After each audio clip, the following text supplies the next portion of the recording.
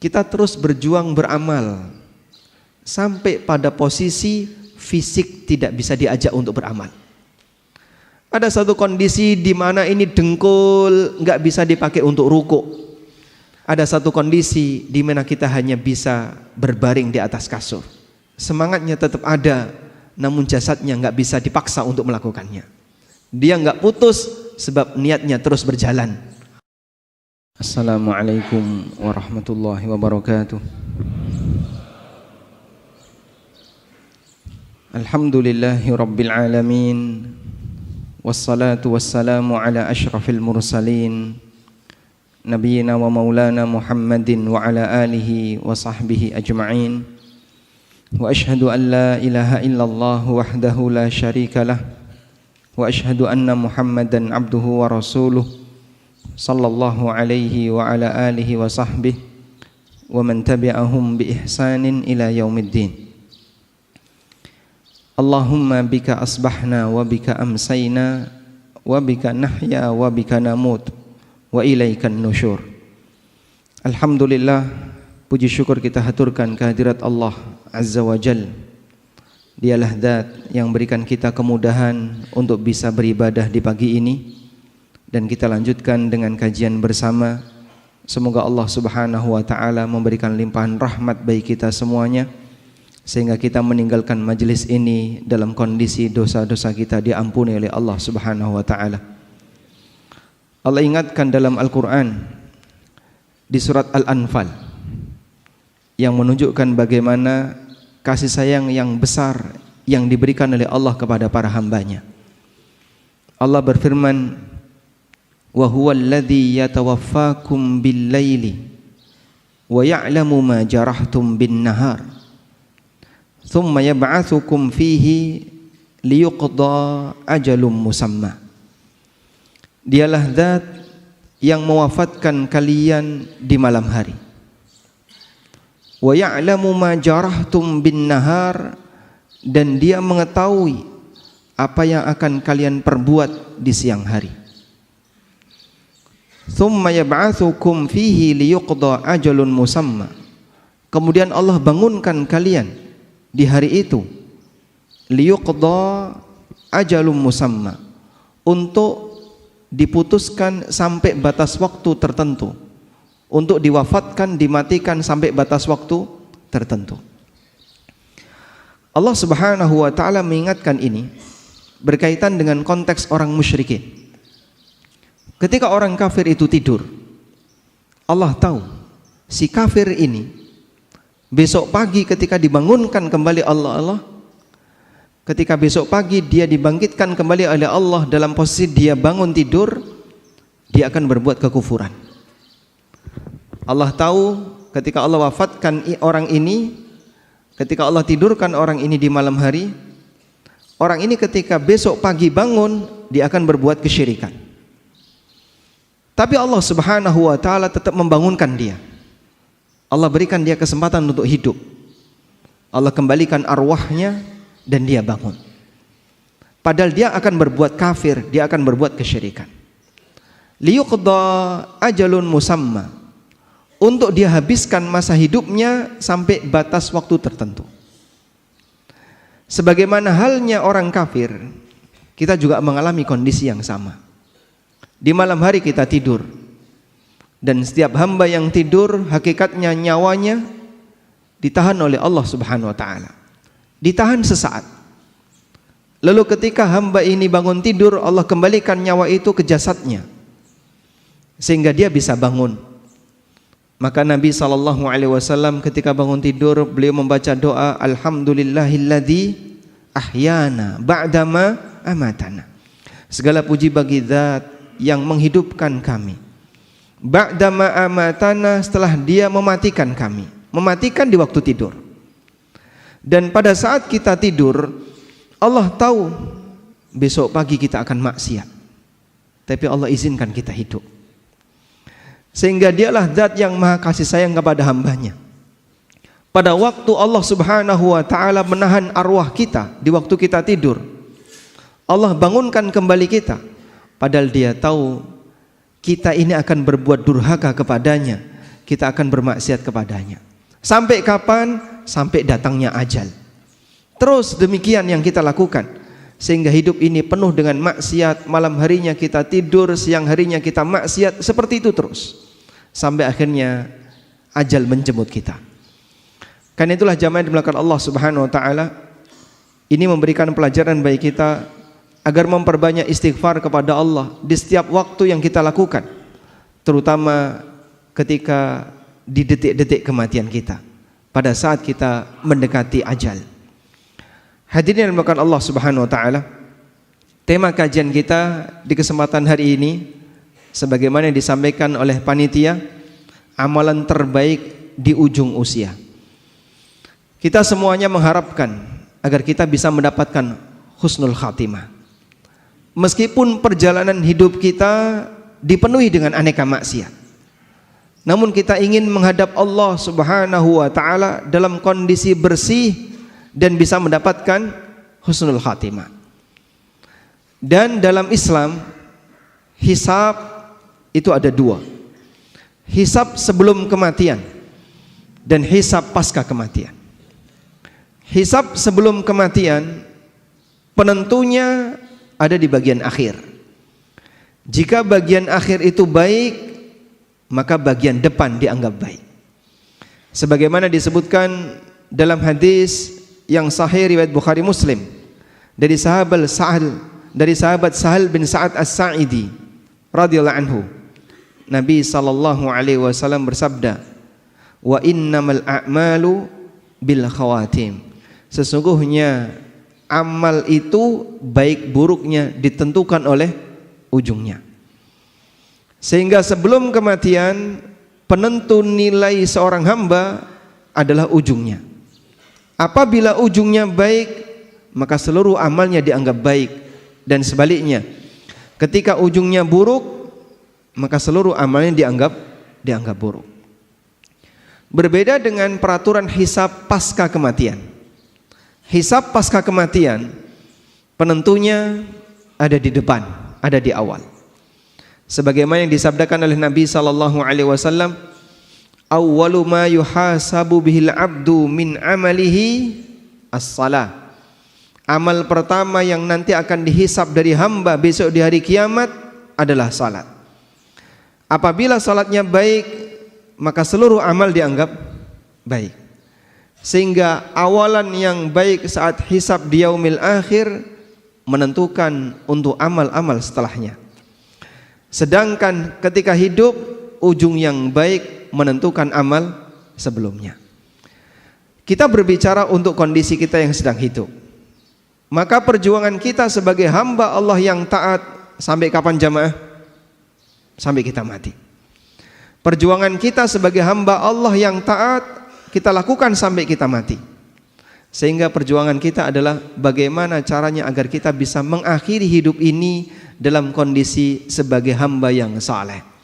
Sebab kita menjadi hamba Allah itu sampai mati. Sebagaimana yang Allah Subhanahu wa taala firmankan dalam Al-Qur'an, "Wa'bud rabbaka hatta ya'tiyakal yaqin." Sembahlah Rabbmu, jadilah hamba Allah yang baik, hatta ya'tiyakal yaqin, sampai datang kepadamu al-yaqin. Dan makna al-yaqin, para ahli tafsir mengatakan maknanya adalah al-maut, kematian. Sebagaimana yang dikutip oleh Al-Hafidz Ibnu Katsir dari Salim bin Abdullah bin Umar. Salim bin Abdullah bin Umar, cucunya Umar bin Khattab radhiyallahu anhu. "Wa'bud rabbaka hatta ya'tiyakal yaqin." Sembahlah Rabbmu sampai datang kepadamu kematian. Kata Salim, huwa al-maut. Yang dimaksud di sini adalah kematian. Dan ini sejalan dengan firman Allah Subhanahu wa taala di surat Al-Muddatsir. Ketika Allah menceritakan penyesalan penduduk neraka. Penduduk neraka itu mengatakan, "Lam naku minal musallin wa lam naku nut'imul miskin wa kunna nakhudu ma'al khaidin wa kunna nukadzibu biyaumiddin hatta atanal yaqin." Dulu kami tidak pernah salat. Kami tidak pernah ngasih makan orang yang membutuhkan. Kami hidupnya hanya bersenda gurau dan kami mendustakan hari kiamat hatta ya'tiyanal yakin, sampai datang kepada kami al-yakin, yaitu kematian. Sehingga jamaah belakang Allah, kita menjadi hamba Allah, beribadah kepada Allah, berbuat taat kepada Allah, ujungnya adalah kematian. Dan itulah perjuangan kita. Sehingga bagi seorang muslim, titik akhir dia dalam melakukan ketaatan adalah saat ajal menjemputnya. Karena itu Bapak Ibu yang dimuliakan Allah, berbicara tentang amal terbaik di akhir usia, kita tidak membahas masa silam. Mungkin di antara kita punya masa silam yang berwarna-warni. Ada yang masa silamnya kelam, ada yang masa silamnya bagus, beraneka ragam. Namun kalau kita bandingkan antara diri kita dengan para sahabat, bisa jadi masa silamnya para sahabat lebih gelap dibandingkan kita. Di antara sahabat ada yang pernah menyembah berhala. Di antara sahabat ada yang pernah minum khamr. Di antara sahabat ada yang bahkan pernah berusaha untuk membunuh nabinya sallallahu alaihi wasallam.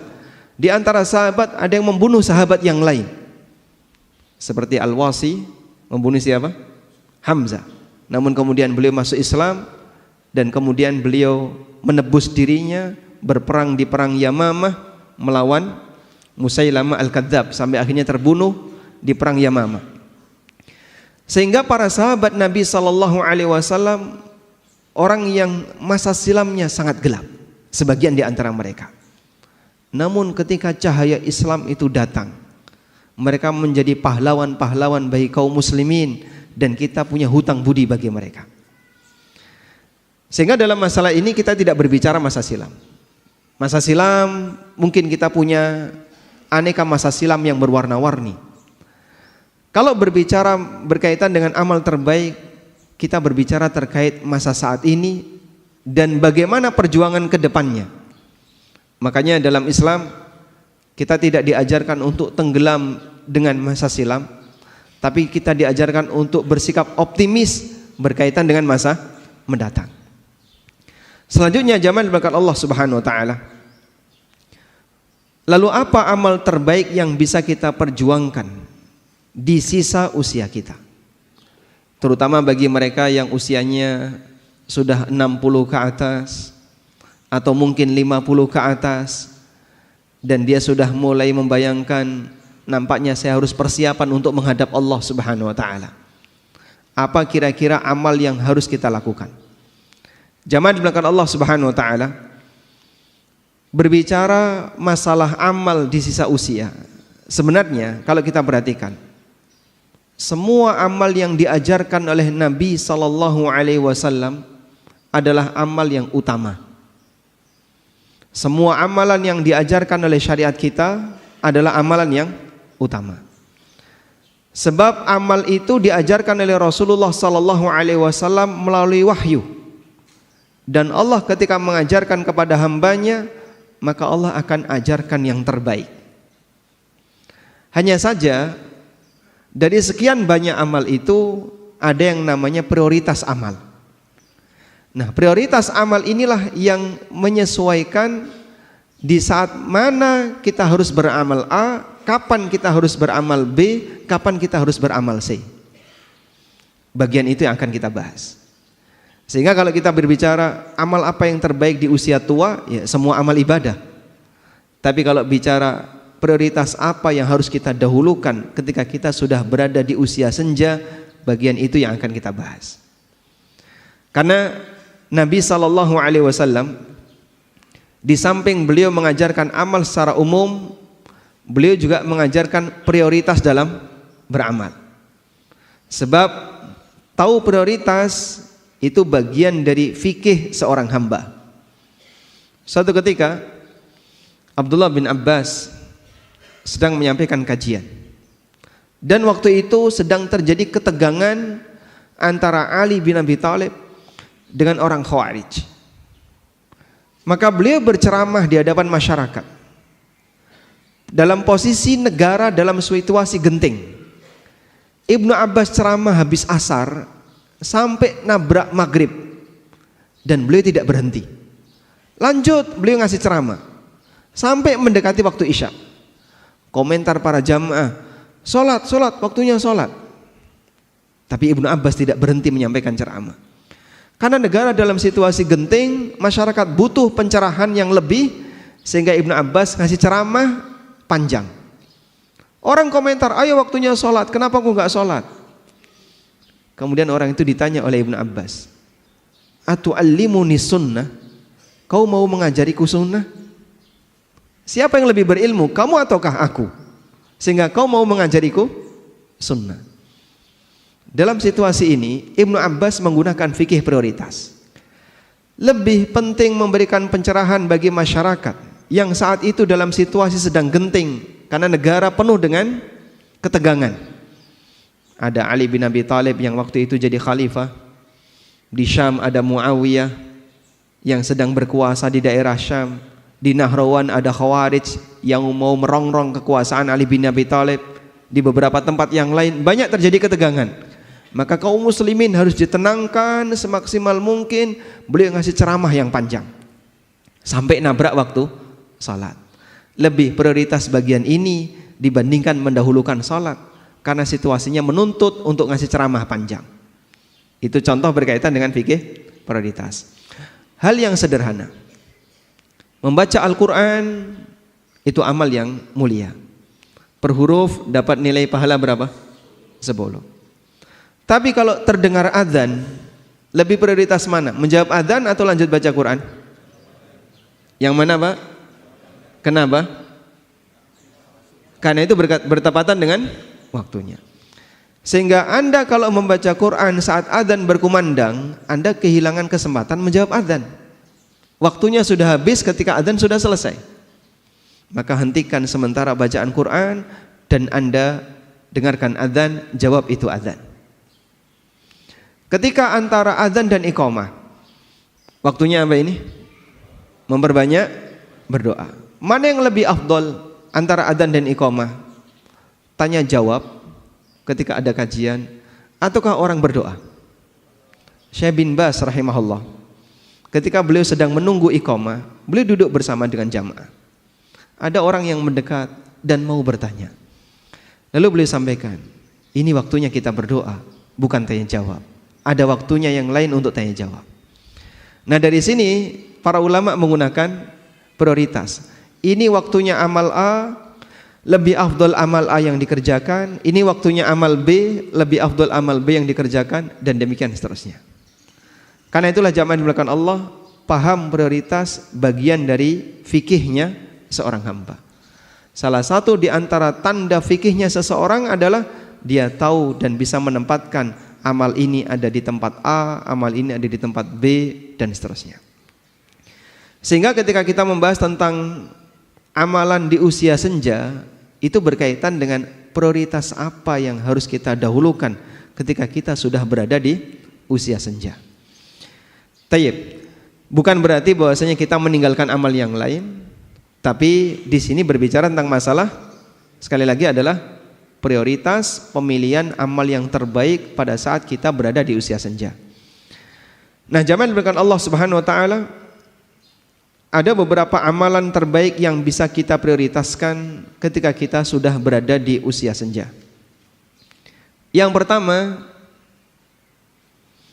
Anda bisa fokus pada amalan ringan yang bisa dijangkau namun dikerjakan secara rutin.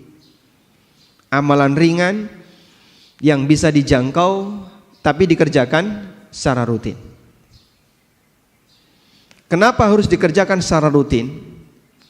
Karena pahala yang didapatkan oleh seorang hamba itu sesuai dengan rutinitasnya.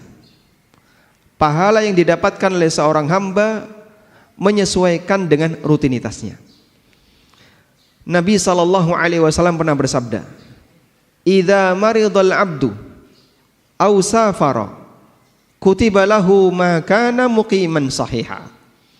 Apabila seorang hamba itu sakit atau dia safar, maka akan dicatat untuknya amalan pahala sebagaimana yang menjadi rutinitasnya ketika dia dalam kondisi sehat dan tidak sedang safar. Sehingga jamaah yang dimuliakan Allah, kalau ada orang yang punya kebiasaan puasa Senin Kemis, Tiap Senin dan Kamis dia puasa. Suatu ketika dia sakit, sehingga dia tidak berpuasa. Maka dia tidak berpuasa bukan karena malas, tapi dia tidak berpuasa karena uzur. Sehingga Allah Subhanahu wa taala tetap memberikan pahala baginya. Dia dapat puasa Senin walaupun dia tidak berpuasa, sebab dia punya kebiasaan itu. Bagi mereka yang tidak punya kebiasaan, maka saat dia sakit, dia tidak berpuasa. Dia tidak dapat pahala karena dia ketika sehat juga tidak berpuasa. Orang semacam ini tidak mendapatkan catatan pahala sebagaimana mereka yang punya kebiasaan. Hal yang sama juga terjadi pada mereka yang sedang safar. Maka hadis yang menyebutkan apabila seorang hamba itu sakit atau safar, dia mendapatkan catatan pahala sebagaimana ketika dia sehat dan mukim, hanya berlaku untuk amalan yang menjadi rutinitasnya. Sehingga bapak-bapak misalnya atau ibu-ibu melakukan safar, dan musafir itu dianjurkan tidak sholat rawatib, sehingga sholatnya hanya yang wajib saja, sedangkan rawatib ditinggalkan, dan itu sunnah. Kita safar, ketika kita mukim, kita punya kebiasaan rawatib. Duhur kita rawatib, asar kita rawatib, demikian pula maghrib, isya dan subuh kita punya sholat rawatib. Pada waktu kita safar itu semuanya kita tinggalkan kecuali qobliyah subuh. Maka insya Allah pahala sholat rawatib tetap ada walaupun kita tidak mengerjakannya. Sebab kita tidak mengerjakan sholat rawatib ketika safar karena ini sesuai sunnah. Kita tinggalkan bukan karena kita tidak mau melaksanakan, tapi kita tinggalkan beralih dari satu sunnah ke sunnah yang lain, sehingga amal rutin ini tetap tercatat pahalanya. Baik, kita terus berjuang beramal sampai pada posisi fisik tidak bisa diajak untuk beramal. Ada satu kondisi di mana ini dengkul nggak bisa dipakai untuk ruku. Ada satu kondisi di mana itu paha nggak bisa nyanggah tubuh kita ketika berdiri, sehingga kita sholat sambil duduk. Ada satu kondisi di mana kita tidak bisa berangkat ke masjid. Ada satu kondisi di mana kita hanya bisa berbaring di atas kasur. Kita butuh tabungan untuk perjuangan di hari itu. Sampai kapan? Sampai Allah memberikan kemampuan kita untuk beramal. Allah Subhanahu wa taala berfirman, "Illal ladzina amanu wa 'amilus salihati falahum ajrun ghairu mamnun." Kecuali orang yang beriman dan orang saleh, mereka akan mendapatkan pahala yang ghairu mamnun, yang terus mengalir. Allah berikan pahala kepada hambanya yang mukmin sebagaimana pahala yang dijanjikan oleh Allah Ta'ala untuk nabinya sallallahu alaihi wasallam. Nabi Muhammad sallallahu alaihi wasallam dikatakan dalam Al-Quran, wa innalaka la ajran ghairu mamnun, dan kau Muhammad punya pahala yang terus mengalir, gak pernah putus. Dan orang yang beriman diberi oleh Allah yang sama, illal ladzina amanu wa 'amilus salihat falahum ajrun ghairu mamnun. Orang yang mukmin dan beramal saleh, dia dapat pahala yang tidak pernah putus. Bagaimana penjelasannya? Coba simak keterangan Ad-Dhahhak. Ad-Dhahhak rahimahullah, seorang ulama tabi'in, pernah mengatakan, beliau meriwayatkan dari Ibnu Abbas, idza kana al-'abdu fi shababihi katsiras salah katsiras siyam was sadaqah thumma dha'afa amma kana ya'malu fi shababihi ajrallahu azza wa jalla lahu ma kana ya'malu fi shababihi. Ketika seorang hamba itu masih muda, dia rajin salat, rajin puasa, rajin sedekah, sampai akhirnya tubuhnya jadi lemah, sehingga dia tidak bisa salat sebagaimana kebiasaan dia di waktu muda. Maka Allah Subhanahu wa taala tetap ngasih pahala untuk dia di saat dia tidak mengamalkannya di usia tua.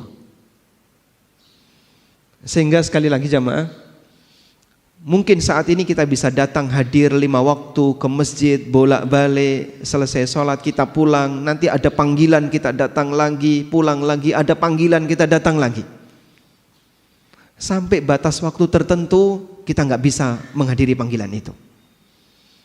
karena saya sudah nggak bisa keluar rumah, hanya bisa duduk di atas kursi, hanya bisa berbaring di atas kasur. Terdengar suara azan, pingin datang, fisik nggak bisa diajak.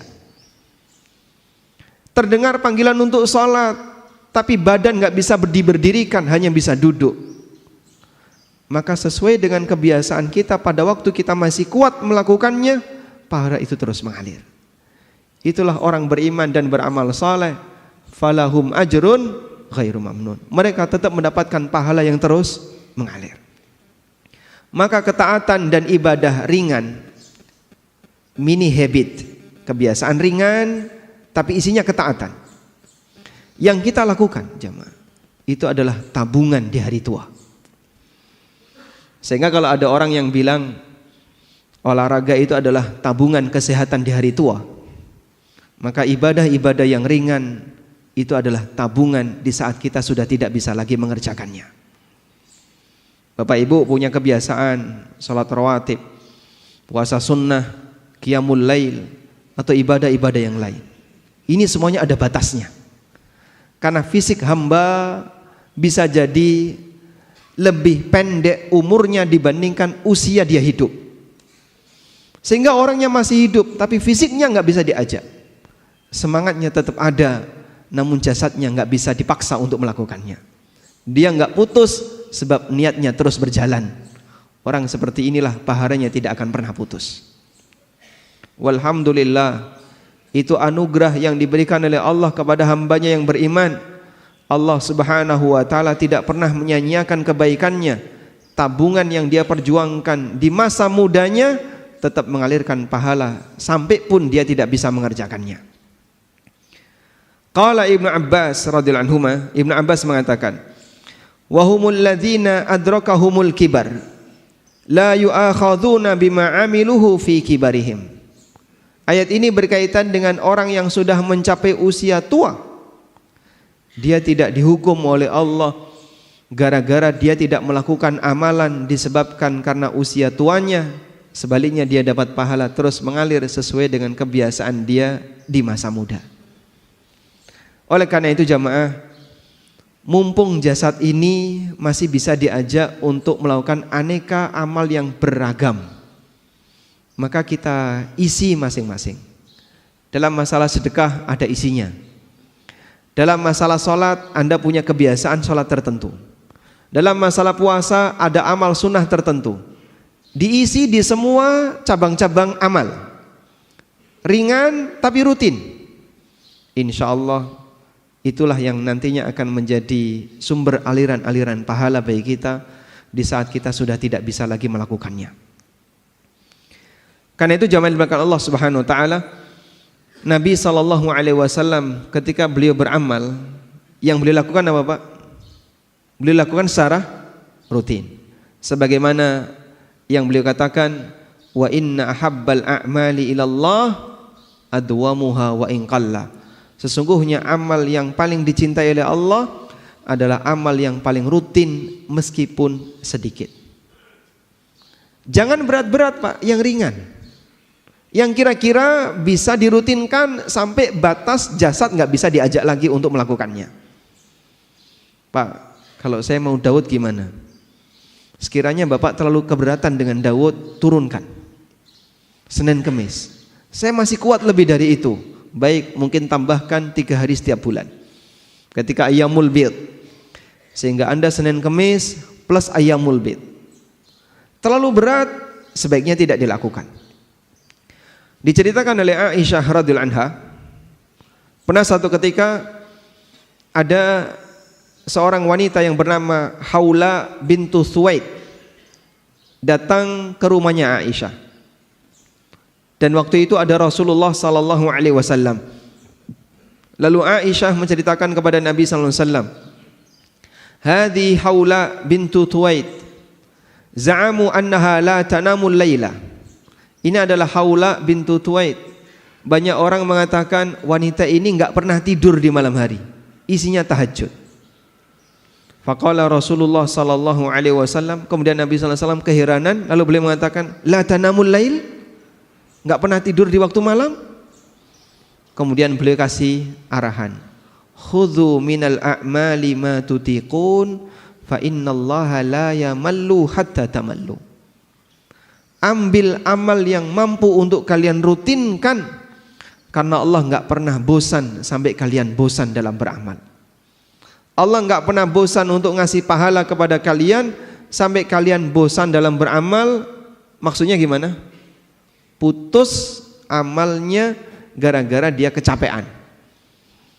Maka akan lebih baik melakukan yang rutin tapi enggak putus, daripada yang ringan tapi enggak putus, daripada terlalu berat tapi putus. Sebab catatan kita ada pada rutinitas, bukan ada pada amal yang sifatnya borongan. Baik, ini yang pertama. Selanjutnya, prioritas yang kedua. Di saat kita sudah merasa bahwasanya kita sudah di sisa-sisa usia, 60 tahun, 70 tahun, maka amalan yang ditekankan adalah memperbanyak bertaubat kepada Allah. Sebagaimana seorang hamba ketika mau menghadap Allah pada waktu salat, maka dia diperintahkan untuk melakukan taharah, bersuci dengan berwudu atau mandi, atau kalau enggak bisa dua-duanya, tayammum. Apa fungsinya taharah? Agar hamba menghadap Tuhannya dalam kondisi suci dari hadas dan suci dari najis, sehingga dia menghadap Allah dalam keadaan suci dan bersih lahiriah jasadnya, meskipun bisa jadi dia bawa dosa, belum suci batinnya. Tapi hamba diperintahkan untuk terus menghadap Allah dalam setiap keadaan, terutama ketika sholat wajib. Orang ketika mau ke tanah suci yang merupakan pusat kiblat, persiapan untuk menghadap Allah di tanah suci lebih jauh lagi. Di mana, Pak? Di mikot. Dalam jarak 450 kilo kalau ngambil mikotnya dari Dzulhulaifah. Sehingga persiapan untuk beribadah di tanah haram sudah dilakukan 450 kilo. Dan di zaman Nabi SAW, di zaman para sahabat, perjalanan dari mikot Dzulhulaifah sampai ke kota Mekah butuh waktu kurang lebih 7 hari, sepekan.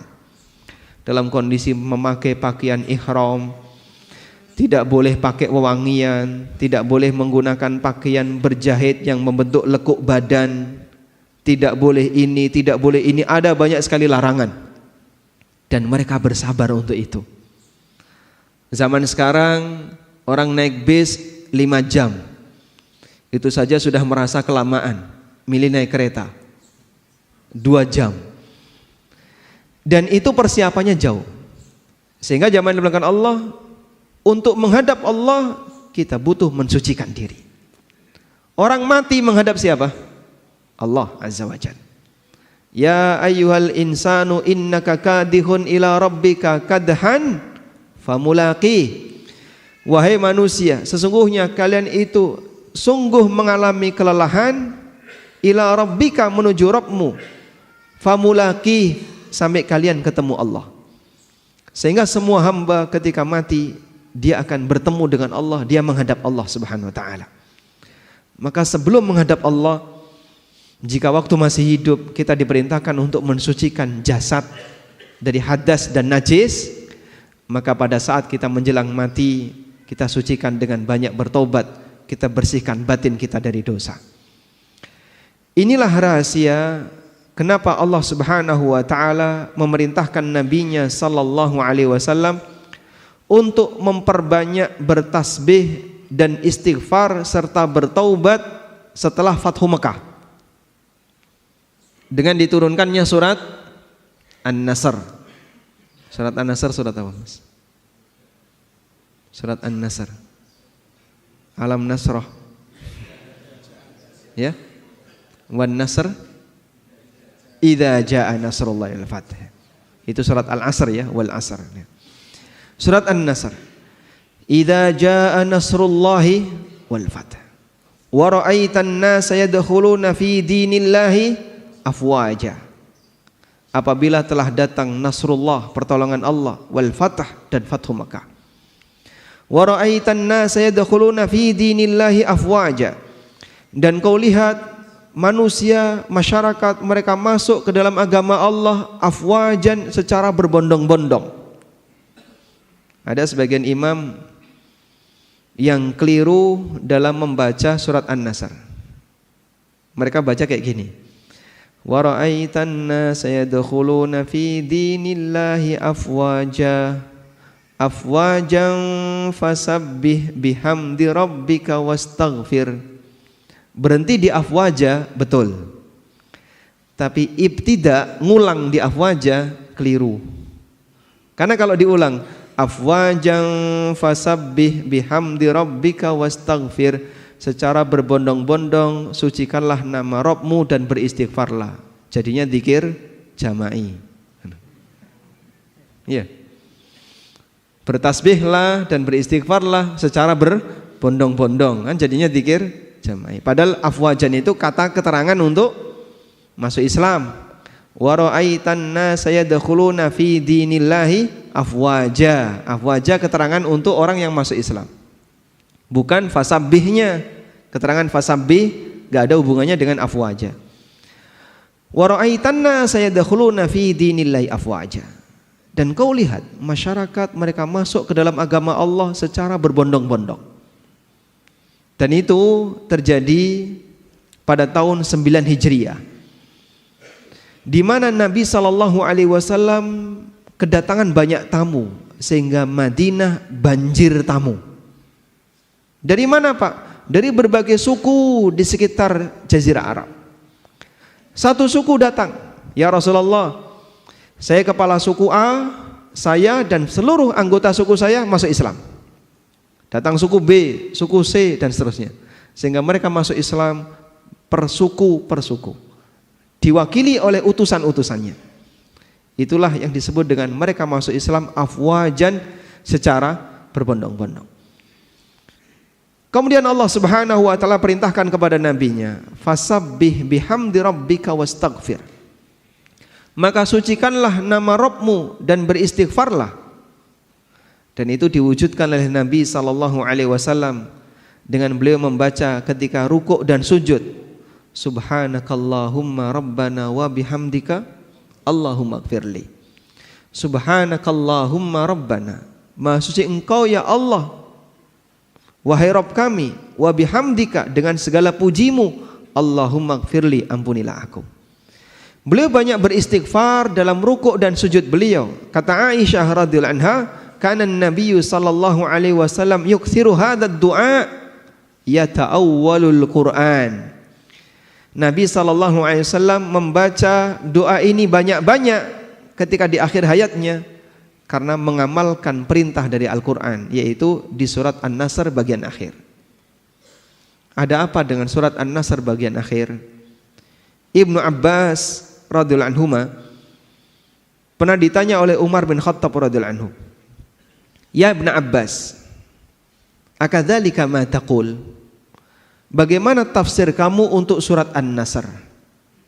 Jawab Ibnu Abbas, qultu huwa ajalu Rasulillahi sallallahu alaihi wasallam a'lamu bihi. Surat An-Nasr adalah dekatnya ajal Nabi sallallahu alaihi wasallam. Yang itu yang aku tahu. Bagian itu yang aku tahu. Kenapa Ibnu Abbas bisa menafsirkan surat An-Nasr idza jaa nasrullah sebagai tanda dekatnya ajal Nabi sallallahu alaihi wasallam? Oh, karena itu turun di akhir hayat beliau. Dari mana beliau tahu kalau itu turun di akhir hayatnya? Karena ketika ayat itu turun, sahabat nggak tahu kapan Rasulullah sallallahu alaihi wasallam meninggal. Tapi Ibnu Abbas memahami ini isyarat ajalnya Rasulullah sallallahu alaihi wasallam. Beliau memahami seperti ini. Apabila seluruh masyarakat sudah masuk Islam dan kota Mekah sudah ditaklukkan, berarti tugas Nabi sudah selesai. Dan kalau tugas Nabi sudah selesai, pensiun. Pensiunnya Nabi gimana Pak? Liburan? Atau kemudian punya rumah pensiunan? Tinggal di villa? Bukan. Menghadap Allah untuk menerima pahala. Sehingga ketika tugas seorang Rasul sudah selesai, maka sang Nabi akan menghadap Allah Subhanahu wa ta'ala. Maka turunnya surat An-Nasr pertanda tugas beliau sudah paripurna dan sebentar lagi beliau akan menghadap Allah. Dan betul, dari turunnya surat An-Nasr dengan wafatnya Rasulullah sallallahu alaihi wasallam kurang lebih selisihnya hanya setahun. Sehingga ini salah satu di antara bukti bahwa surat An-Nasr adalah ajal Rasulullah sallallahu alaihi wasallam. Di akhir ajal itulah Rasulullah sallallahu alaihi wasallam banyak bertobat kepada Allah, banyak mohon ampun kepada Allah. Karena ketika seorang hamba mengakhiri amalnya, maka kita disyariatkan untuk mengakhirinya dengan istighfar. Sebagaimana selesai sholat, apa yang kita baca, Pak? Astagfirullah, astagfirullah, astagfirullah. Sebagaimana selesai puasa, kita disyariatkan untuk bertakbir. Allah Subhanahu wa taala berfirman berkaitan dengan masalah puasa Ramadan. Gimana ayatnya? Walitukabbiru walitukmilul iddata walitukabbirullaha ala ma hadakum. Dan agar engkau sempurnakan bilangan puasa Ramadan, walitukabbirullah, dan kalian puji Allah dengan mengagungkannya. Maka selesai puasa kita takbiran. Demikian pula ketika selesai haji. Fa idza afadhan nasu fastaghfirullah, apabila manusia sudah bertolak, maka perbanyaklah istighfar kepada Allah. Sehingga selesai beramal, kita itu disyariatkan untuk mengagungkan Allah dan banyak beristighfar kepada Allah. Itu teori beramal secara umum. Maka selesai beramal A kita istighfar, selesai beramal B kita istighfar, selesai beramal C kita istighfar. Dan kita selesai jadi orang muslim istighfar. Sebab amal kita ketika hidup adalah amal jadi apa? Seorang muslim. Kita menjadi seorang muslim sepanjang kita hidup. Maka kita akhiri amal menjadi seorang muslim ini dengan istighfar. Sebagaimana Nabi SAW mengakhiri amal beliau jadi seorang nabi, diperintahkan oleh Allah untuk istighfar. Sehingga perbanyak istighfar di bagian akhir usia kita. Astaghfirullah wa atubu ilaih, astaghfirullah wa atubu ilaih. Bapak Ibu bisa kenang dosa-dosa kita di masa silam. Dulu saya pernah seperti ini, astaghfirullah wa atubu ilaih. Dulu saya pernah seperti ini, dulu pernah seperti ini. Coba dikenang dosa-dosa yang pernah kita lakukan, sambil dihadirkan perasaan mohon ampun kepada Allah terhadap dosa-dosa dan kesalahan itu. Karena kita ingin kita menghadap Allah dalam kondisi suci. Sebagaimana pada waktu kita salat, kita menghadap Allah membersihkan lahir batin dengan cara berwudu, dengan cara bersuci. Maka kita menghadap Allah sebelum mati dengan kita banyak beristighfar kepadanya. Selanjutnya, prioritas yang ketiga. Bagi mereka yang sudah dalam posisi usia tua dan merasa ajalnya sudah dekat, maka perbanyak untuk membangun husnudzon kepada Allah. Husnudzon kepada Allah maknanya adalah kita punya harapan besar di sisi Allah dan merasa yakin Allah tidak akan menyia-nyiakan amalku. Maka sang hamba akan punya semangat, saya punya harapan di sana. Dan saya husnudzon Allah tidak akan menyia-nyiakan kebaikan yang aku lakukan. Sehingga hamba ini memperbesar roja. Memperbesar rasa apa? Roja. Suasana batin itu dikendalikan oleh dua hal. Bainal khaufi war roja. Antara khauf dan roja. Dan para ulama mengatakan, mana yang lebih diprioritaskan antara khauf dan roja? Mereka memberikan rincian. Apabila seorang hamba dalam kondisi sehat, dalam kondisi masih seger, masih bisa banyak beraktivitas, maka kedepankan khauf. Kenapa? Agar dia bisa lebih berhati-hati dan mewaspadai sehingga dia tidak berbuat maksiat. Kedepankan rasa khauf. Sebab orang yang masih muda potensinya masih besar, mungkin dia nggak mikir mati. Mungkin dia masih jauh mikir mengakhiri hidupnya. Apalagi dia punya harapan besar dengan dunianya. Dalam posisi ini keinginan untuk berbuat maksiat cenderung besar. Maka kedepankan perasaan khauf lebih dominan. Hati-hati, waspada, awas, jangan-jangan amalmu ini enggak diampuni oleh Allah, jangan-jangan dosamu tidak diampuni. Dengan cara demikian maka dia akan lebih waspada. Sebaliknya, ketika mendekati ajalnya, maka seorang hamba lebih memprioritaskan roja, memperbesar harapan di sisi Allah. Kita mau pulang. Dan ketika mau pulang, kita berharap nanti bisa dapat pahala dari Allah. Dikasih sesuatu yang indah oleh Allah. Sebagaimana seorang anak ketika mau pulang, dia ingin ketemu orang tuanya. Dia berharap di sana ada aneka hidangan yang sudah disiapkan oleh orang tua. Itulah raja. Sebagaimana dikatakan oleh Jabir bin Abdullah radhiyallahu anhu, beliau menyampaikan, sami'tu Rasulullah sallallahu alaihi wasallam qabla mautihi bi thalathati ayyam. Aku mendengar pesan Nabi sallallahu alaihi wasallam 3 hari sebelum beliau wafat. Apa kalimat yang dipesankan Nabi sallallahu alaihi wasallam? La yamutanna ahadukum illa wa huwa yuhsinu dhanna billah azza wa jalla. Jangan sampai kalian mati kecuali dalam kondisi kalian husnudzon kepada Allah. Dan husnudzon kepada Allah itu diiringi dengan amal. Karena orang punya husnudzon, punya harapan jika dia punya tabungan. Dia merasa ada sesuatu yang akan dia dapatkan. Maka jamaah dimuliakan Allah, bagi orang yang sudah mendekati ajal, kedepankan perasaan banyak husnudzon. Kita mau pulang, sebentar lagi akan menghadap Allah. Semoga amalku diberi pahala oleh Allah Subhanahu wa taala. Dan apabila terkumpul dalam diri seorang hamba 2 hal ini, maka Rasulullah sallallahu alaihi wasallam memberikan jaminan bahwa orang ini akan dimasukkan oleh Allah ke dalam surga dan dijauhkan dari neraka. Disebutkan dalam hadis yang sahih bahwa Rasulullah sallallahu alaihi wasallam pernah menjenguk orang yang sedang sakit. Lalu beliau bertanya, "Kaifa tajiduka?" Gimana perasaanmu saat ini?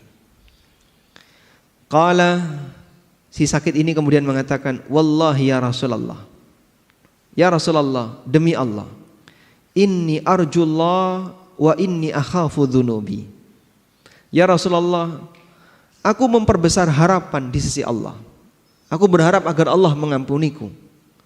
Meskipun di saat yang sama aku takut terhadap dosa-dosaku. Kemudian Rasulullah sallallahu alaihi wasallam mengatakan, "La yajtami'ani fi qalbi 'abdin fi mithli hadzal mautin illa a'tahu Allahu ma yarju wa amanuhu mimma yakhaf." Tidaklah berkumpul pada hati seorang hamba 2 perasaan ini ketika menjelang wafatnya, kecuali dia akan diberi oleh Allah sesuai dengan apa yang dia harapkan, dan dia akan dijauhkan oleh Allah dari apa yang dia takutkan. Sehingga roja dan khauf tetap ada pada waktu seorang hamba itu sedang sakit atau menjelang kematiannya, agar kita mendapatkan perlindungan dari apa yang kita takuti dan mendapatkan apa yang kita harapkan. Namun roja lebih dominan. Posisi roja lebih dominan sebagai bentuk husnudzon kepada Allah Subhanahu wa taala. Selanjutnya jamaah bukan Allah, prioritas yang keempat. Pada waktu kita sudah merasa di penghujung usia, fokus untuk memperbaiki diri dan tidak banyak bersengketa dengan orang lain. Mulai cooling down. Yang barangkali dulu banyak gesekan dengan teman, banyak gesekan dengan tetangga, banyak gesekan dengan keluarga, banyak gesekan dengan anak, sekarang sudah mulai diturunkan. Ada waktunya bapak tidak harus jadi raja selamanya di keluarga. Ada waktunya ibu tidak harus jadi ratu selamanya ketika di keluarga. Barangkali ada di antara kita punya karakter pengen selalu menang sendiri, pengen selalu dihormati, pengen selalu berkuasa. Kalaupun tegang gak mau kalah, mungkin dulu kita seperti itu. Sudah saatnya ini diturunkan.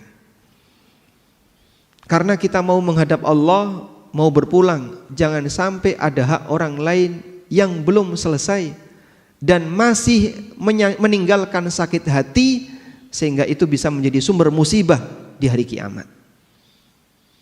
Sebagaimana yang dipesankan oleh Imam Asy-Syafi'i rahimahullah, orang yang paling banyak menderita ketika di hari kiamat adalah orang yang paling banyak punya masalah dengan masyarakat. Beliau mengatakan, bi'sazad ilal ma'ad al-udwanu alal ibad. Sejelek-jelek bekal menuju akhirat adalah permusuhan dengan masyarakat. Semakin banyak musuh dan dia pertahankan kondisi itu, buat apa? Pak, sudah di usia 70 tahun, masih pingin selalu menang sendiri, masih pingin ngotot ini, rebutan ini, tanah sak jengkal saja sampai direwangi padu. Buat apa, Pak? Bapak sudah gak bisa menikmati harta sebanyak itu, sehingga kadang memperjuangkan patok tanah, sampai berantem dengan tetangga, sampai ini, itu semuanya mau ditinggalin. Ada yang rebutan hanya duit 200 ribu, 300 ribu, sampai harus ngotot-ngotot. Itu semuanya mau ditinggalin. Ngapain harus ngotot seperti itu? Sudah waktunya Pak mempersiapkan, kita mau pulang. Dan mungkin Bapak kalaupun menang gak bisa menikmatinya, karena barangkali itu akan kita tinggalkan, yang menikmati orang lain. Anda yang capek, tapi orang lain yang menikmatinya. Sudah saatnya ketegangan seperti ini kita tinggalkan. Sehingga fokusnya adalah fokus, saya mau memperbaiki diri saya. Bukan malah mengajak debat, bahas politik rano pucuke gitu. Kamu pilih yang mana? Gak akur dalam satu masjid gara-gara beda angka gitu. Yang satu nomornya A, yang satu nomornya B. Hanya gara-gara beda angka sampai tegang. Pak, enggak lihat usia, Pak. Dapat apa yang kayak gini? Tapi kadang ada orang yang dia enggak sadar, memperjuangkan sesuatu yang dia enggak dapat apa-apa. Padahal bisa jadi itu meninggalkan suasana sakit hati, permusuhan dibawa mati. Dan sering demikian. Maka jamaah yang dimuliakan Allah, mulailah untuk kemudian mengembalikan ke riset nol. Saya ingin mati tanpa membawa kezaliman. Dan menjadi orang yang nol kezaliman luar biasa indahnya. Rasulullah sallallahu alaihi wasallam mengkondisikan seperti itu. Ada sebuah hadis yang diriwayatkan oleh Ad-Daruqutni, meskipun hadis ini dinilai dhaif oleh sebagian ulama. Rasulullah sallallahu alaihi wasallam ketika sakit di penghujung hayat beliau mengumumkan kepada para sahabat, ada enggak di antara kalian yang mungkin pernah saya pukul dan belum balas? Ukasyah bin Mihsan angkat tangan. Saya ya Rasulullah. Baik, silahkan sekarang kisos, balas itu pukulan. Ya Rasulullah, waktu Anda memukul saya kena kulit, karena saya waktu itu nggak pakai baju. Dan sahabat Pak, kondisi mereka kadang terbuka dada, itu biasa. Karena di waktu itu baju masyarakat seperti bajunya orang yang sedang ihram. Pakai sarung di bawah, lalu pakai kain di atas, sehingga kadang terbuka. Maka Nabi SAW ketika berdoa terlihat putihnya ketiak beliau, bukan karena sobek lengannya ya, tapi beliau memakai pakaian seperti orang ihram, sehingga saat diangkat dadanya kelihatan. Dan di masa itu seperti ini biasa, sebab kain waktu itu barang langka dan mahal harganya. Maka Ukasyah bin Mihsan mengatakan, ya Rasulullah, waktu engkau memukul saya, waktu Anda memukul saya, kena kulit. Maka Nabi SAW melepas kain yang menutupi pundak beliau. Silahkan sekarang pukul, kisos. Semua sahabat sudah menahan, gantikan saya saja, jangan Rasulullah SAW. Apa kamu tega mau memukul Nabi SAW dalam situasi seperti ini? Tapi kisos gak bisa digantikan. Subhanallah. Ukasha mendekat ke jasad Rasulullah SAW. Lalu beliau memeluknya. Memeluk Nabi SAW. Dan enggak mungkin seorang sahabat tega memukul Rasulullah SAW. Pelajaran yang bisa kita ambil jamaah. Inilah contoh perjuangan seorang Nabi. Seorang Nabi, Pak. Apakah beliau punya kedzaliman terhadap umatnya? Enggak mungkin. Kalaupun Nabi mendidik umatnya, lalu kadang pendidikan itu mungkin dengan pukulan. Sebagaimana orang tua mendidik anak dalam posisi tertentu, kadang orang tua mukul. Itu orang tua disalahkan nggak, Pak? Ya? Tidak. Kenapa? Dia punya hak. Kan ini dalam rangka untuk pendidikan, meskipun ada batasannya. Tidak sampai pukulan yang membekas dan seterusnya. Rasulullah SAW melakukan itu, beliau punya hak sebab beliau pendidik bagi seluruh umatnya. Namun beliau tidak ingin seperti ini jadi sumber masalah di akhirat. Beliau undang itu orang, silakan balas. Karena itulah jamaah dibilangkan Allah, datang beberapa sahabat menghadap Rasulullah SAW. Ya Rasulullah, laqad ghala si'ru. Ya Rasulullah, harga barang pada naik. Terjadi inflasi di zaman Nabi SAW. Fasa'ir lana, tolong turunkan harga untuk kami. Apa jawab Nabi SAW? Innallaha huwal qabidul basitul musa'ir. Sesungguhnya Allah itu zat yang melapangkan dan menyempitkan rizki para hambanya. Wa inni la arju an alqallah wa laysa alayya madlamatun fi damin wala mal. Dan aku ingin menghadap Allah Subhanahu wa ta'ala dalam kondisi tidak ada satupun kedzaliman yang masih melekat pada diriku, baik berkaitan dengan masalah harta maupun masalah darah. Maka Rasulullah SAW tidak pernah menumpahkan darah seorang muslim siapapun sampai beliau meninggal. Dan beliau tidak pernah mendolimi harta muslim yang lain sampai beliau meninggal. Sampai ketika diminta untuk nurunin harga, Rasulullah SAW nggak mau. Kenapa, Pak? Kenapa beliau nggak mau? Khawatir mendolimi pedagang. Sehingga saat harga naik itu kan kadang terjadi karena keseimbangan demand and supply. Kebutuhan banyak, sementara stoknya kurang, naik. Dan itu takdir Allah, di luar kuasa Rasulullah SAW. Dan beliau tidak disalahkan berkaitan dengan musibah, karena itu takdir Allah. Tapi kalau beliau turunkan, ada pedagang kulaknya mahal, gara-gara kebijakan beliau menurunkan harga, jadi harus diturunkan, rugi ini pedagang. Beliau takut pedagang ini nuntut di akhirat. Beliau sampai takut pedagang ini nuntut di akhirat. Coba bayangin, mereka yang memegang kebijakan masalah ini, bahkan termasuk mereka yang punya wewenang, sehingga melakukan audit, berapa harus bayar? Sekian miliar. Pusing itu pedagang. Duit dari mana? Saya harus bayar ini dan seterusnya. Tapi kemudian tiba-tiba diambil sekian miliar. Orang ini sakit hati. Bisa jadi dia akan nuntut di akhirat. Maka jamaah dibilangkan Allah Subhanahu wa taala, Rasulullah sallallahu alaihi wasallam menjadi orang yang selalu punya prinsip riset untuk semua dosa kepada makhluk, sehingga beliau menghadap Allah dalam kondisi nol kezaliman.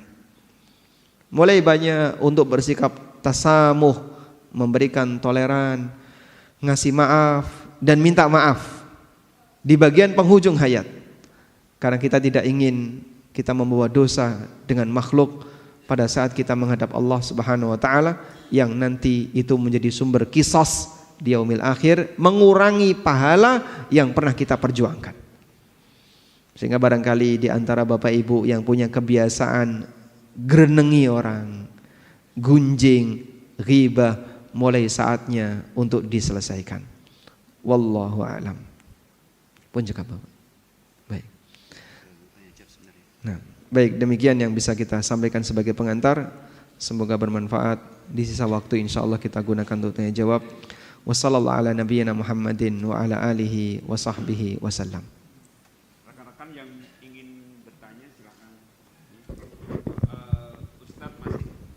sampai dengan jam 6.15 masih bisa tadi? 15. Silakan saya bacakan.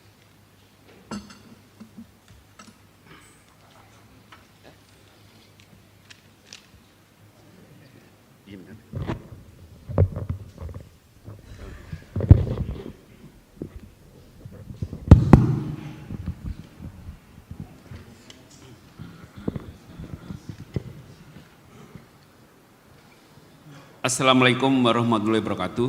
Waalaikumsalam warahmatullahi wabarakatuh. Izin bertanya Ustadz, sebagai muslim yang baru mengenal keutamaan amalan sunnah di usia yang telah senja, mohon nasihat dan motivasinya Ustadz. Banyak sekali lingkungan yang mencibir dan kurang suka dengan kita yang berjenggot dan bercelana cingkrang. Meskipun kami tahu hal tersebut adalah bagian dari sunnah Nabi Shallallahu Alaihi Wasallam, apakah bunyi dalilnya hadis akan hal tersebut? Syukron barakallahu fikum. Nah, ada seorang ulama yang beliau punya jenggot yang cukup lebat ya. Dalam posisi sakit karena beliau sudah sepuh. Beliau sudah ya usia mungkin di atas 70-an tahun. Dalam posisi sakit yang itu merupakan sakit yang mengantarkan kepada wafatnya beliau. Dokter menyarankan untuk kepentingan medis sebaiknya jenggot Anda dicukur. Lalu beliau sampaikan, saya tidak mau menghadap Allah dalam kondisi tidak mengikuti sunnah Nabi SAW dalam penampilan. Sehingga bertahan berpenampilan sesuai sunnah itu bagian dari perjuangan.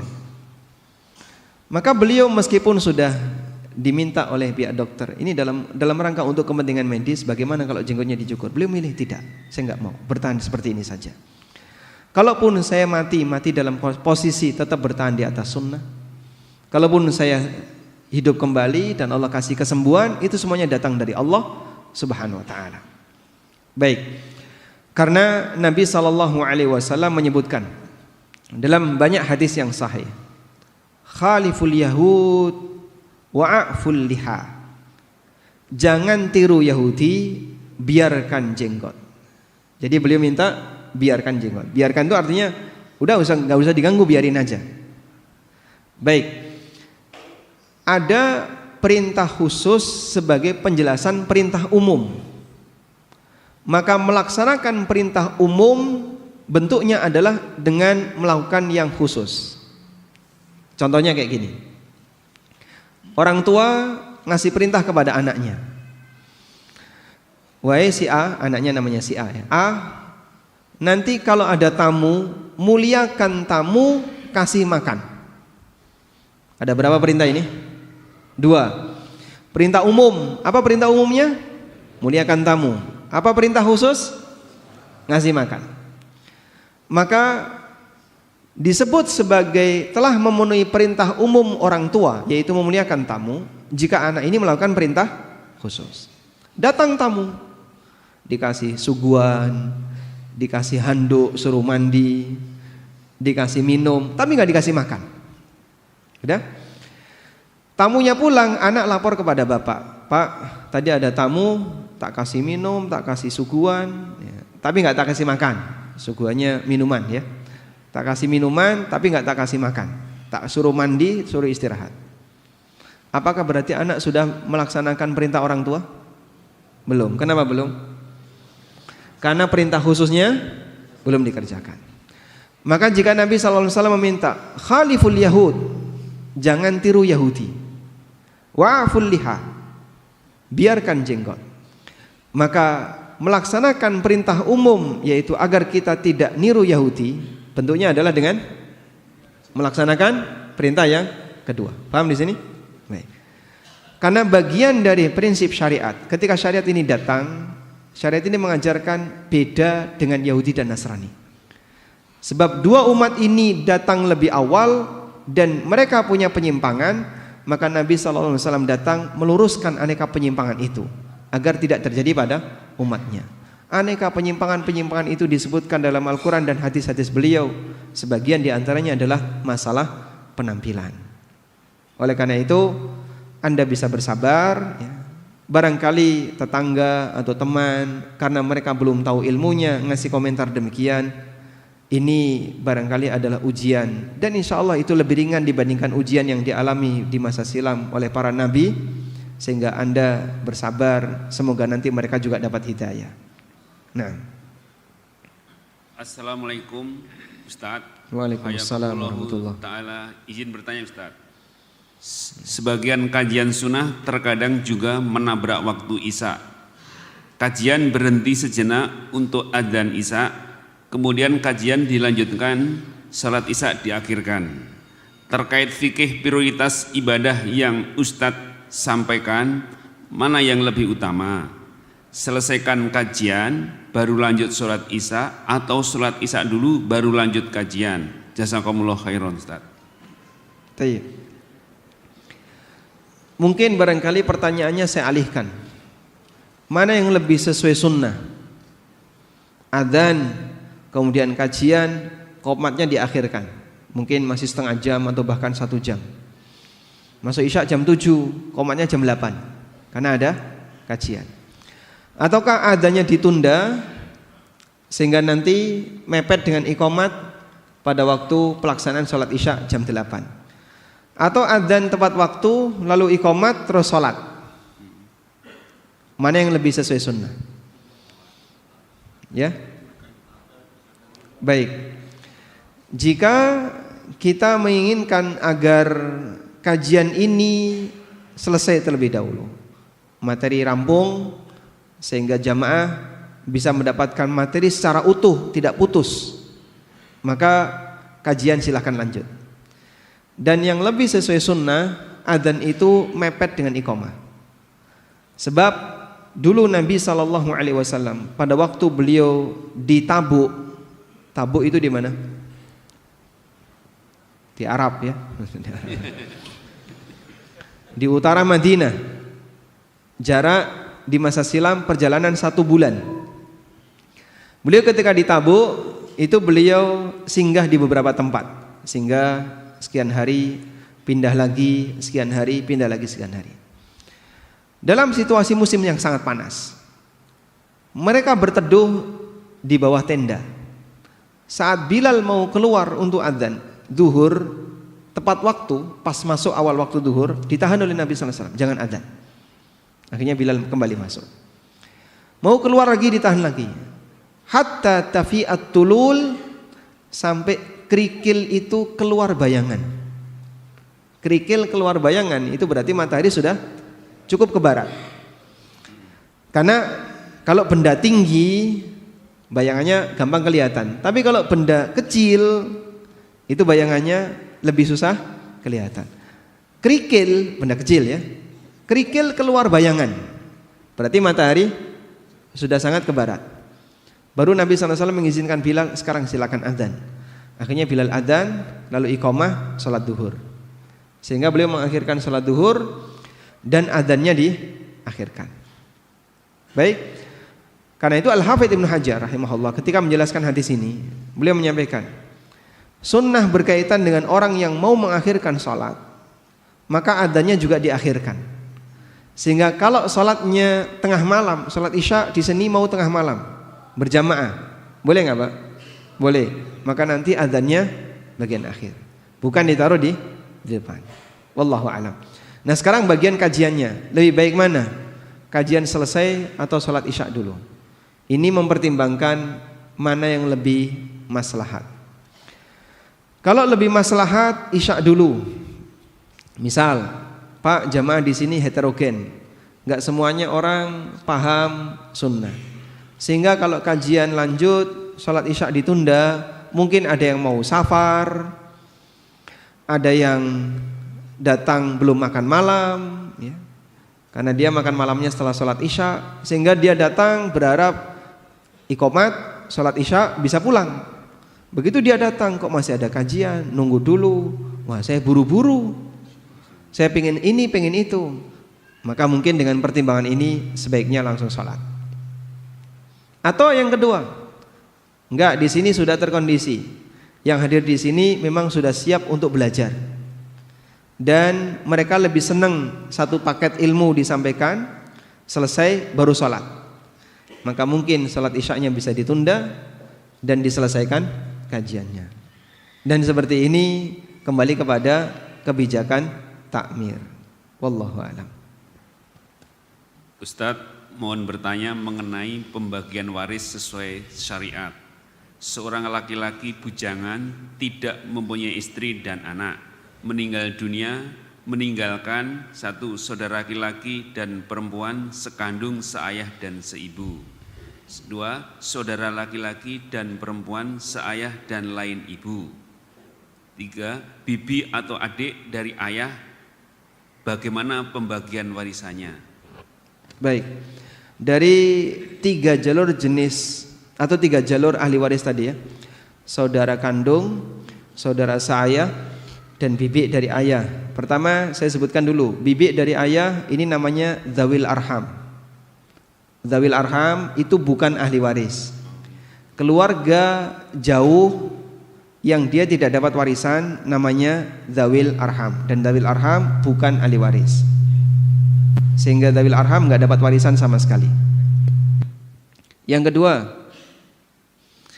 apabila ada saudara kandung dan saudara seayah, maka saudara kandung menghijab saudara seayah, menghijab, menutupi saudara seayah, sehingga saudara seayah enggak dapat warisan. Sehingga dari penjelasan tadi, yang dapat warisan hanya saudara kandung laki dan perempuan, dibagi 2:1. Wah Pak, nanti terus saudara yang lain, bibinya, mereka iri dong Pak, enggak dapat apa-apa. Ya memang mereka enggak dapat apa-apa secara aturan hukum waris. Namun sekiranya dalam rangka untuk menutupi suasana perasaan yang enggak enak, dianjurkan bagi yang dapat warisan ngasih sebagian kepada yang enggak dapat warisan. Ya entah mungkin 10% atau sekian persen, ini saya kasihkan hadiah dari kami untuk Anda karena kita sama-sama saudara. Meskipun mereka terhijab dengan saudara kandung, saudara sebapak terhijab dengan saudara kandung. Wallahu a'lam.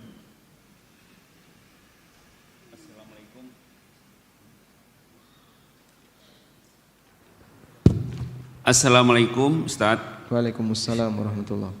Fikih prioritas. Di satu masjid ada kebiasaan membacakan hadis sahih ba'da sholat subuh, yakni dengan meminta jamaah menghentikan zikir sejenak. Pertanyaan, apakah ada kebiasaan dari sahabat tabi'in, tabi'ut tabi'in melakukan ibadah seperti ini? Hadis yang dibaca berasal dari buku kumpulan hadis sahih atau bukan dari kitab syarah? Artinya hadis polos tanpa penjelasan. Syukran Ustaz. Masya Allah. Hadis polos ya. Istilah baru. Hadis tanpa penjelasan, hanya hadis saja. Baik, apakah ada kebiasaan selesai sholat kemudian dibacakan hadis di masa Nabi SAW dan para sahabat? Beliau SAW selesai sholat subuh itu sering sekali beliau menyampaikan tausiah. Seperti hadis Irbad bin Sariyah. Irbad bin Sariyah pernah menyampaikan, Rasulullah SAW memberikan nasihat kepada kami, mau'idhatan darifat minhal uyun, sampai membuat air mata itu berderai. Banyak orang menangis. Wa wajilat minhal qulub, hati tersentuh semuanya. Kemudian sahabat mengatakan, ya Rasulullah, ka'annaha mau'idhatum waddi'. Ya Rasulullah, apakah ini pesan orang yang mau pulang selamanya, mau pergi selamanya? Apakah ini pesan orang yang mau meninggal? Fa'ausina, kalau demikian berikan wasiat kepada kami. Lalu beliau ngasih wasiat, alaikum bisunnati wa sunnatil khulafa'ir rasyidin al-mahdiyina min ba'di addu 'alaiha bin nawajid. Hadis yang ma'ruf ya. Pegangilah sunnahku dan sunnah khulafa'ur rasyidin, gigit dengan gigi geraham kalian. Hadis yang ma'ruf, dan itu disampaikan setelah subuh. Rasulullah SAW juga kadang selesai subuh tanya kepada sahabat, siapa di antara kalian yang punya mimpi? Silakan ceritakan. Barangkali aku bisa mentakwil. Maka ada yang cerita tentang mimpinya, lalu ditakwil oleh Nabi SAW. Kalau enggak ada yang lapor, maka beliau sendiri yang bercerita tentang mimpinya. Aku bermimpi seperti ini. Kemudian beliau jelaskan mimpinya. Dan mimpi Nabi itu wahyu. Sehingga Rasulullah SAW menawarkan takwil mimpi, dan beliau terkadang juga menceritakan tentang mimpi beliau. Dan itu setelah subuh. Kadang Nabi SAW menyampaikan nasihat tertentu setelah subuh. Maka ba'da subuh itu forum ilmu di Masjid Nabawi. Dan sampai sekarang seperti itu masih berlanjut. Sebagaimana ba'da maghrib juga jadi forum ilmu. Karena itu kalau sekiranya pembacaan hadis dan menunda waktu Anda untuk berzikir sejenak, saya kira ini tidak sangat mengganggu.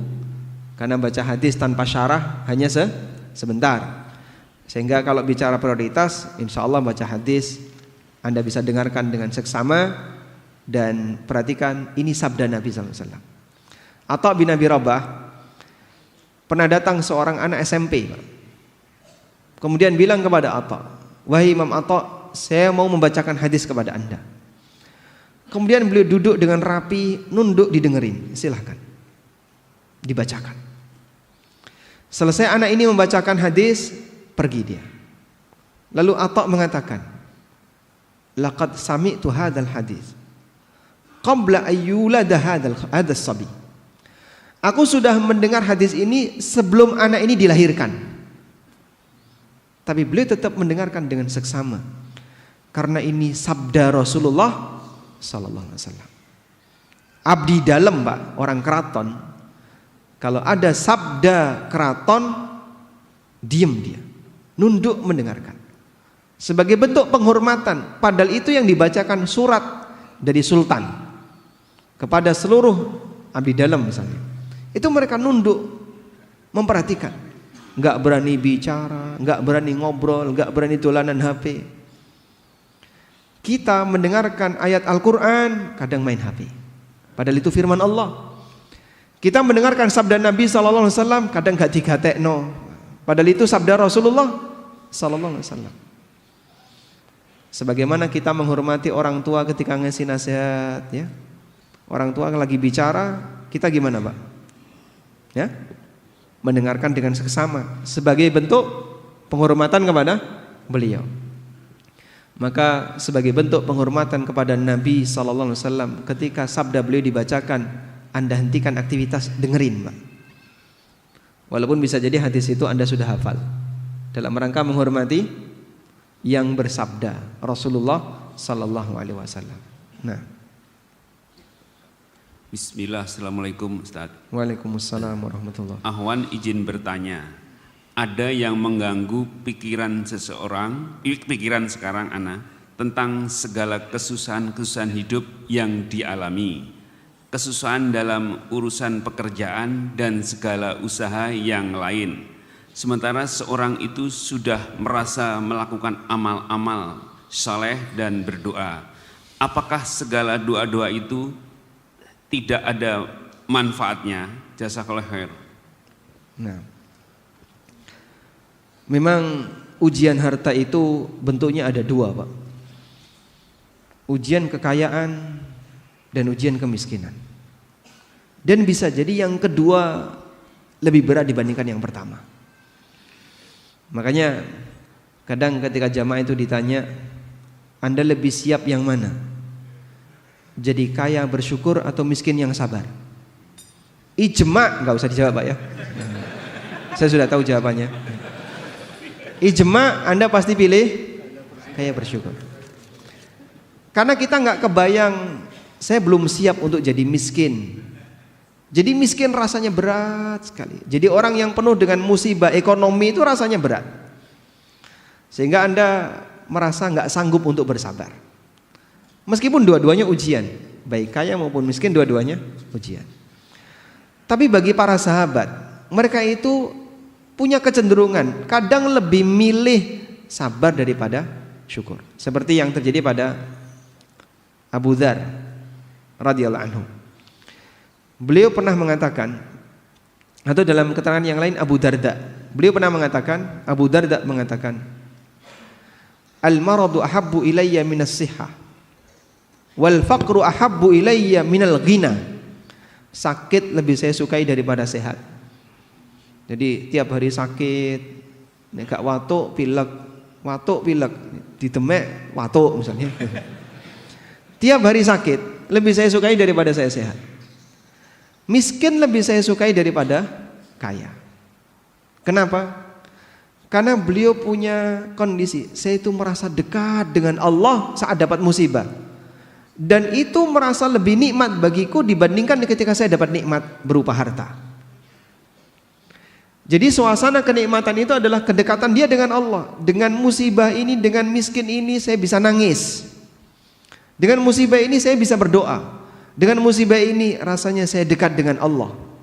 Dengan musibah kita bisa menghadap Allah lebih serius. Coba kalau nggak ada kayak gini ya, bisa jadi orang lupa untuk mendekat kepada Allah. Itu sahabat. Kita mungkin nggak bisa demikian.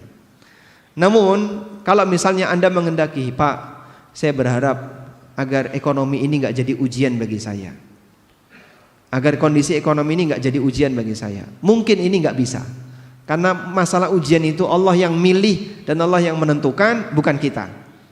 Maka yang lebih penting adalah bukan terhindar dari ujian, sebab hidup ini pasti ujian. Tapi yang lebih penting adalah bagaimana cara menghadapi ujian. Bagaimana mensuasanakan batin ketika menghadapi ujian. Anda berdoa, mungkin doa Anda gak kunjung dikabulkan. Bagi sahabat itu lebih penting daripada dikasih lalu putus doanya. Sebagaimana Umar bin Khattab radhiyallahu anhu. Bagi saya bukan dikabulkan doa yang penting, namun diberi kekuatan berdoa itulah yang penting. Sebab doa seorang muslim kalaupun tidak diwujudkan dalam kehidupan dia di dunia, jadi simpenan di mana? Jadi simpenan di akhirat. Sebagaimana disebutkan dalam hadis riwayat Muslim, ma idza yad'ul muslimu bida'watin, apabila seorang muslim berdoa yang selama doa itu lam yakun fihi itsmun wala qati'atu rahim, tidak ada isi dosa dan tidak memutus silaturahmi, maka Allah wujudkan doa itu menjadi salah satu dari 3 pilihan. Allah kabulkan doa itu, atau Allah simpan di akhirat, atau Allah jadikan sebagai pengganti dari musibah yang andaikan musibah itu terjadi nilainya sebagaimana nilai doanya, sehingga dia tidak mengalami kecelakaan, dia tidak mengalami sakit. Andaikan dia sakit, biaya yang harus dia keluarkan sama dengan rizki yang dia minta, bahkan bisa jadi lebih besar. Sahabat ketika mendengarkan ini, mereka langsung mengatakan, "Idzan nukthir ya Rasulullah." Kalau begitu saya perbanyak doa ya Rasulullah.